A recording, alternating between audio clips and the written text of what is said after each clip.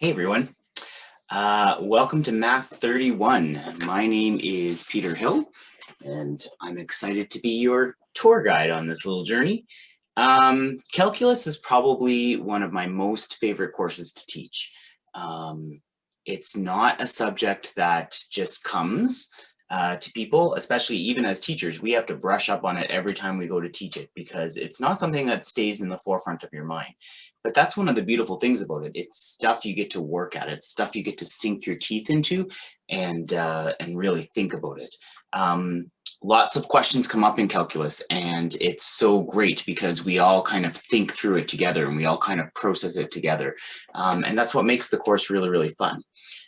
So I'm doing this video series just to help you along that journey, to help you when you're reviewing. The best way to do these series, if this is one of your first courses with me, is to use that pause button, okay?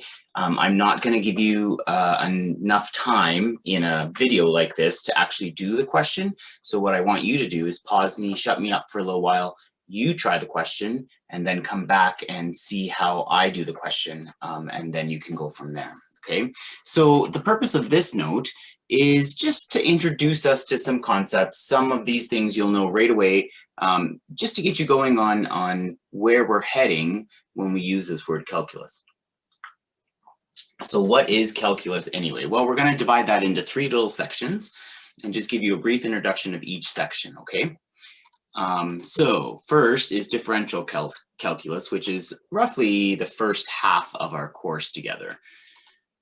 Okay, so take a look at this line and tell me what the slope is. Well, that's easy. You can figure out the slope just by going rise over run, right? Pick two friendly points, see from one point to the other point, how far do you go up, how far do you go over, and you're going to tell me that the slope is, you're going to tell me that the slope is 2, okay? I double clicked there because my my video that I'm looking at was in front of m equals 2. I didn't know it had appeared. Okay, so next question, what does the slope represent? Well, actually, I just said, for one, it represents the rise over the run, right? The other way to look at it is it represents what we call the rate of change. And the rate of change was introduced to you way back in grade 10 when you started looking at functions. It represents how we go from any point on the line to any other point on the line. Any point on the line to any other point of the line, you'll always go up, to, and over 1, and be at the next point on the line. Can you determine the slope or the rate of change for all straight lines? And the answer to that is absolutely you can. All you do is you use the formula. So if you have a graph, you can physically just count it if you know friendly points. Otherwise, we could find just 2 points and calculate the formula y2 minus y1 over x2 minus x1. Now, the cool thing about calculus is that formula becomes integral to what we do over the next little while. It may not look exactly like that, but essentially that is the formula, okay? Does the rate ever change in a line? No, absolutely not. That's why we call it a constant rate of change. The word constant means it doesn't change at all, okay? Okay, is the slope of this curve constant? Well, no. The slope of this curve is constantly changing, right? So it's not constant at all. As you go up, you are never creating a straight line here. It changes everywhere we go, okay? Could you determine the slope of the curve when x equals 0? Okay, so what that means is, let me just put on a pen here for you. When x equals 0, I'm right here. This is where x equals 0, okay? That's going to bother me. Just a sec. I'm going to change the color because why would I write with red on red? Okay, right at x equals 0 is there. So can I determine the slope right there? Well, to do that, I need to think, grab a ruler or grab some sort of a straight edge. I need to think at that very moment, what would my slope look like? Okay, so I'm thinking, I'm just going to draw this for you for a second on the back here. think of it like this. If I had a graph that looks like that, okay? What I'm doing is I'm lining a ruler up and I could figure out the slope right at that point, okay? It'd be a straight line formed right at that point. By the way, I'm going to get into this in a second. That's called a point of tangency, okay? A point of tangency hits a function or hits a line once and only once, okay? And so this line that I would draw here would be called the line at the, or the slope at the point of tangency, okay? Because I'd be drawing a tangent line there, okay? So what we're asked for here is when it's at x equals 0. Now my graph doesn't follow the same shape as your graph. My x equals 0 would have been there, but essentially you're putting your ruler up here and you're trying to draw a line where it's tangent, okay? And what we find is the slope of that line ends up actually being horizontal. You'd get a flat line there, okay? And so the slope is m equals 0, okay? All right, how about the slope of the curve when x equals 1? Should the slope be positive or negative? Well, sorry, negative 1. When x equals negative 1, I'm right here, okay? So if I wanted to draw a line there, I'd have to go like that, right? I can't go like that, because if I went like that, I'd end up, that's not a tangent point anymore. That's not a tangent line, because I'd hit that twice, right? You could see if you could follow my mouse here, I'd hit it. Let me draw that in for you. So I know I can't be going this way because I would hit twice, okay? So I know somehow I'm gonna have to draw a line like this, okay? And what I'm doing is I'm just gonna play with my ruler until I can try and get that so that it touches right at x equals negative 1, but it doesn't touch anything else. Then I know I have that tangent line, okay? So I want you to grab a ruler and I want you to play with that and see if you can come up with what the slope would be. So we know for sure it has to be positive just based on that conversation, but now I want to see if we can actually figure out a number for it. Okay, and what I'm hoping you got is a line that looks like that, and the slope of that would be about positive 2, okay? Okay, now we're gonna do the same thing, but we're gonna go over to x equals negative 2 and see if we can figure out the slope there. Sorry, x equals 2, not x equals negative 2. I said negative 2 because I was thinking about the next question. Should the slope be positive or negative? It should be negative here, and for the same reason, right? If I tried to draw this with a positive slope right now at 2, it would have to look like something like this, right? Positive slopes aren't going to work there because if I dragged that over this way, I'd end up hitting twice. That's not a tangent line, right? So none of these work. That was just really bad drawing. But now if I had something like that, okay, you can see that that's going to work a little better. So that's going to be a negative slope. So what we want to do is we want to see how steep that slope is, okay? So you grab a ruler, grab a straight edge, see if you can create a really good tangent line there and figure out the slope, okay? Okay, so mine was something that looked like that, and I ended up with a slope of negative 4, okay? So this slope was a little steeper than the other slope that we did on x equals negative 1, okay? Okay, so quick little summary, and don't forget, we're going to spend the next several weeks on this, okay? This is just kind of an introduction to help you get to know what's happening here. So determine the slope of a curve. We make a straight line called a tangent line to the curve. This is the instantaneous rate of change at that point. So it's the rate of change at that moment, okay? The second I go to a next spot on my x, along the x-axis, I will have a different rate of change. Because if it's not a straight line, there isn't a constant rate of change, okay? So instead, when we're looking at curves now, we're looking at the instantaneous rate of change for that moment. And that's what these tangent lines are telling us. They're letting us know the instantaneous rate of change for that moment, okay? All right.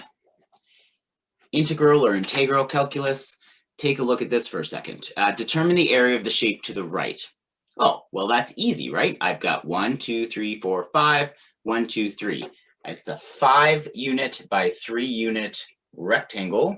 How do I get the area of a rectangle? I just multiply length by width together. So I'm going to say that that's 15 units squared. Okay. See, calculus isn't hard. Okay. Can you determine the area of all shapes like that? And why not? Okay. Just length times width, no problem. All right. Well, problem. Estimate, that should say estimate, sorry, not estimate. I'm not quite sure where that came from. Estimate the area of the curve under the curve that is above the x-axis from x equals -2 to x equals 2. Well, the first thing we have to do is figure out what the heck we're talking about. X equals -2 to x equals 2 and above the x-axis. So I want the area of this guy right here. Okay, so what I can do here is just count the rectangles. So 1, 2, 3, 4, 5, 6. Okay, then I could say maybe these guys pair up together. So this is 7, and this guy pairs up 8, and then this guy could pair up 9, and this guy could pair up 10. So about 10 rectangles. Okay.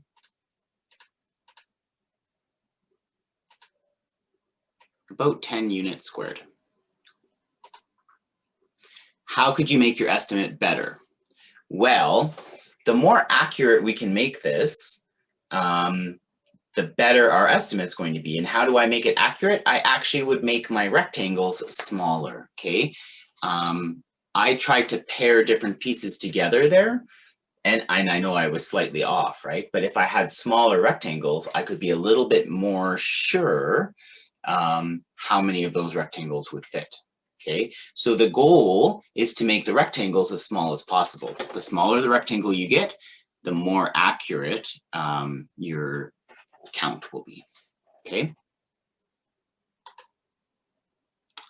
Okay, so to determine the area under the curve, we make rectangles. The best way to do this is by making infinite rectangles. Now, that sounds really, really scary, but we'll get into that soon. Don't worry. Okay, and now we're going to take just a very quick look at our first unit. Again, this is just meant as an introduction. We're going to dive into this a lot over the next few lessons, okay? So I've given you a graph, and I'm just going to ask you a couple things around the graph to just see how you're following. Okay, coming from the left, okay, as x gets closer to 1, what happens to y? So if I'm coming from the left, I'm going like this. As x gets closer to 1, what's happening to y? Well, I'm getting closer and closer to 0. Y is getting closer and closer to 0. Okay. You see that? Okay. Let's go the other way. How about if coming from the right, if x is gets close to 1, what's happening? Well, coming from the right, I'd actually be coming up from here, right? But y is still approaching 0. Okay, again, I'm reading it off the y, using my x as my boundary point. Okay.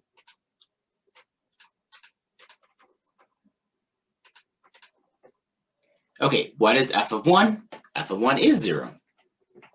Okay, so nothing complicated so far. We're good. Coming from the left, as x gets close to 2, what happens to the y values? Well, coming from the left, let me just put my pen back on. As x gets closer to 2, shoom, what's happening to the y values? I'm approaching negative infinity there. Okay, so y approaches negative infinity. You would have seen this in 30-1, but just that arrow in this context, we would say approaches. So we'd say y approaches negative infinity. Okay, coming from the right, as x gets close to 2, what does y approach? Well, let's do that. We're going to come from the right. We're going to approach 2. What happens there? Y approaches infinity on the positive direction now. Okay. So we would say y approaches positive infinity. You don't need the positive there. I was just making the point because the last question said negative infinity. Okay. What is f of 2? F of 2 does not exist. It's an asymptote. So f of 2 does not exist. No abbreviations, just like in 30-1, write it out, does not exist, okay? Okay, what happens to the y values as x gets really big in the positive direction? So really big in the positive direction means we're heading that way, okay? What's happening to that y values? Well, actually, you can see that it's leveling off there. I'm hoping your eyes can see, let me just get a line going here. I'm hoping your eyes could see that there seems to be a horizontal asymptote right here at y equals 1. Can you see that? So as x approaches a really, really big number, y will approach 1. Okay? So as x approaches infinity, y approaches 1. And then what happens to the y values as x gets really big in the positive direction? So now we're heading this way.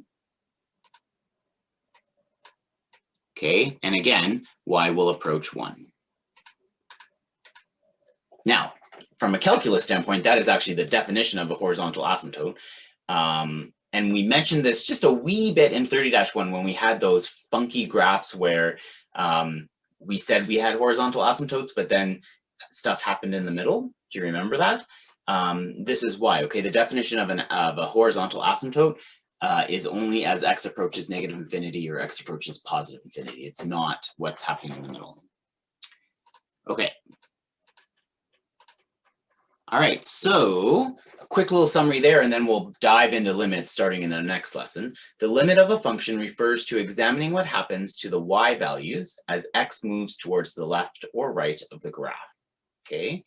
And these can be super, super tricky. I've given you nice, really straightforward, easy things to look at in this one as way of introduction, but we're gonna dive into some more complicated stuff as we go, okay? So that was a quick intro into calculus. Yay! Your next steps will be just kind of read through the next note, maybe even watch the video ahead of time so that you're ready to really dive into this in class, okay? In the meantime, have yourself an awesome day. Take care, guys.